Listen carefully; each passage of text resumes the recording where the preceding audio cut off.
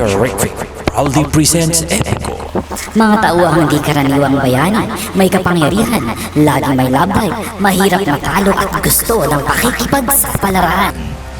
Tuwaang Epico ng mga bagobo. Patula noon, ginawang anime ni Teacher Rick ngayon. Sa kaharian ng Kuwaman, may isang lalaking nagngangalang Tuwaang. Tinawag niya ang kanyang kapatid na si Bai. Lumapit si Bai. Siya ay nagdala ng nganga. Ang magkapatid ay ngumuya ng nganga. Sinabi ni Tuwaang na may dalang mensahe ang hangin na pinapupunta siya sa kaharian ni Batooy sapagkat may dalagang dumating sa kaharian, ngunit hindi siya nakikipag-usap sa mga kalalakihan doon. Hindi pumayag si Bai sa gagawing paglalakbay ni Tuwaang. Kinakabahan si Bai na maaaring may mangyaring masama kay Tuwaang, pero hindi nakinig si Tuwaang sa sinabi ni Bai. Agad-agad na naghanda si Tuwaang at isinuot ang kanyang mga armas. Kinuha niya ang kanyang sibat at kalasag at tinawag ang kidlat upang dalhin sa lugar ng pinangayunan. Tungong pinanggayunan! Pagkarating doon ay bumisita siya sa bahay ng binata ng pangabukad. Sinamahan siya ng binata ng pangabukad sa kanyang paglalakbay. Sila'y nakarating sa tahan ni Batooy. Humiga si Tuwaang sa tabi ng dalagang nagbalita sa kanya at kaagad na nakatulog. Bumunot ang dalaga ng isang buhok ni Tuwaang. Nagsalita ang dalaga at nakilala na nilang isa't isa. Siya ang dalaga ng buhong na langit. Tumakas siya at nagtatago mula sa binata ng pangumanon. Isang higante na may palamuti sa ulo na abot ang mga ulap. Gusto siyang pakasalan ng binata, ngunit tinanggihan niya ang alok. Naggalit ang binata at sinunog ang bayan ng dalaga. Sinundan niya ang dalaga saan man siya mapadpad at sinunog niya ang mga bayan na pinagtataguan ng dalaga. Kaya naghanap ang dalaga ng pagtataguan sa mundong ito. Pagkatapos magkwento ng dalaga kay Tuwaang, dumating bigla ang binata ng pangmanon. Balot na apoy at pinagpapatay niya ang mga tao sa kaharian ni Batooy. Naglaban si Tuwaang at ang binata ng pangumanon gamit ang kanilang mga sandata. Ngunit magkasing lakas silang dalawa. Nasira ang kanilang mga sandata. Tinawag ng binatang pangumanon ng kanyang patong. Ito'y kanyang ipinato at pumulupot kay Tuwaang. Lumiyab ito, ngunit tinaas ni Tuwaang kanyang kanang bisig at namatay ang apoy. Tinawag ni Tuwaang ang kanyang patong at ibinato sa binata ng pangumanon. Lumiyab siya at namatay. Pagkatapos ng laban ay binuhay niya ang mga namatay na tauhan gamit ng kanyang laway. Dinala niya ang dalaga sa kanyang bayan sakay ng kidlat. Pabalik sa Kuwaman! Ikinuwento ng gongotan o ng ibon na nakita niya sa kanyang panaginip na darating si Tuwaang sa Kawkawangan. Inalok naman ni Tuwaang ang ibon na sumama sa paglalakbay niya at tinanggap naman ito ng gongotan.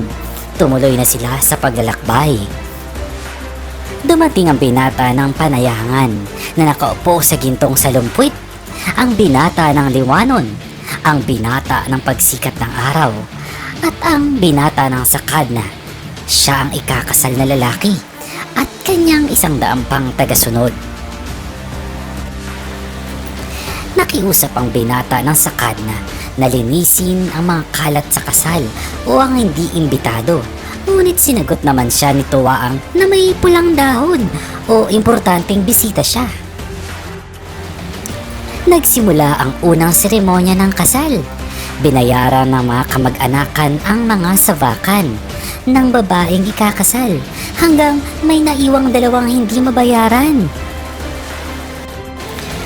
Umamin ang binata ng sakadna na hindi niya kayang bayaran ang 2 bagay, pero tinulungan siya ni Tuwaang gamit ang paglikha ng isang sinaunang gong bilang kapalit sa unang bagay at gintong gitara at gintong bansi o gintong plauta para sa pangalawang bagay. Lumabas ang dalaga ng manawon ang dalagang ikakasal para magbigay ng nganga sa lahat ng bisita. Pagkatapos niyang bigyan ang lahat ng panauwi ng nganga, umupo siya sa tabi ni Tuwaang. Nagalit ang binata ng sakad na. Hinamon ng binata si Tuwaang sa labas ng bahay.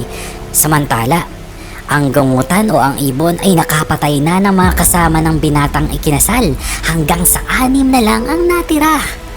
Nakipaglaban ang 2 sa 6 na kalaban hanggang ang natira na lamang ay sina Tuwaang at ang binata ng sakad na.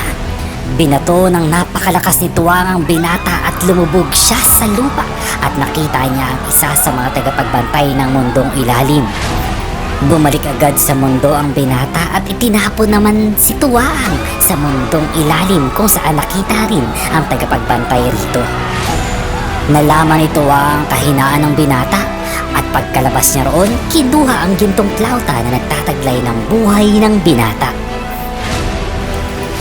Dahil mas ginusto ng binata ng sakad na namamatay kaysa mapabilang sa kampo ni Tuwaang, kaya sinira ni Tuwaang ang plauta at ang binata ay unti-unting namatay.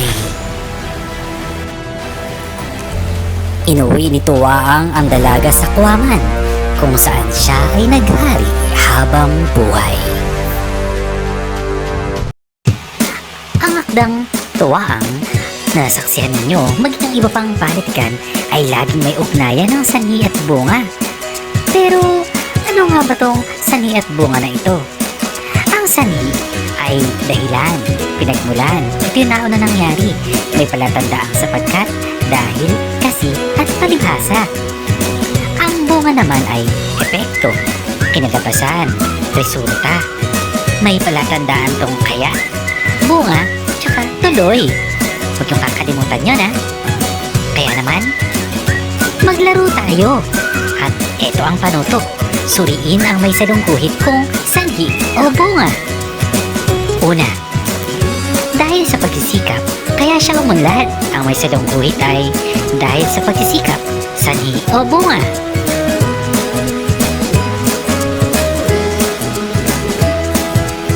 Ang sagot ay sanhi sapagkat may palatandaang dahil. Ikalawa, kaya walang pasok dahil may bagyo. Ang may salungguhit ay walang pasok.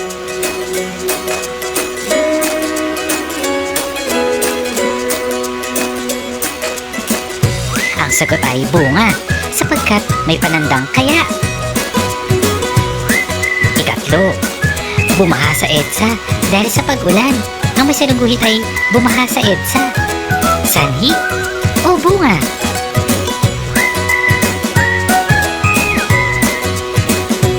Ang sagot ay bunga dahil ito ay epekto ng pag-ulan. Ika-4, umiyak ang sanggol kasi gutom na. Ang may salungguhit ay kasi gutom na. Sanhi o bunga?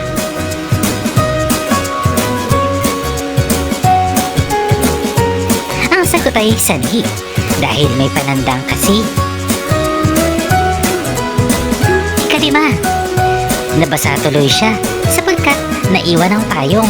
Ang may salungguhit ay sapagkat naiwan ang payong. Sanhi o bunga?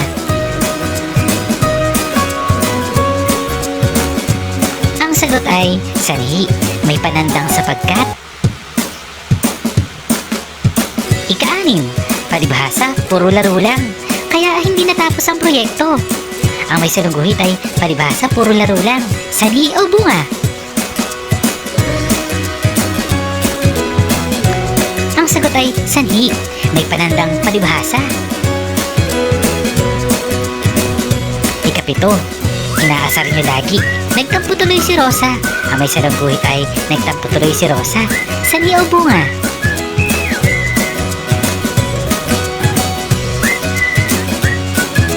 Ang sagot ay bunga, may panandang tuloy.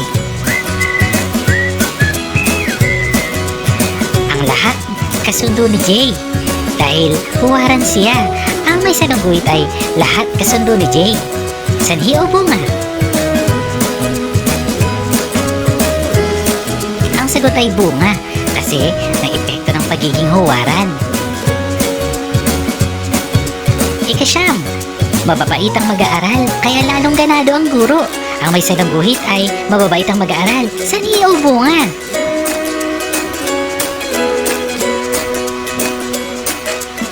Ang sagot ay sanhi. May epekto ng pagiging mabait. Ika-10, hindi niya napapansin ang oras. Gusto niya ang paraan ng pagtuturo. Ang may salungguhit ay hindi niya napapansin ang oras. Sanhi o bunga?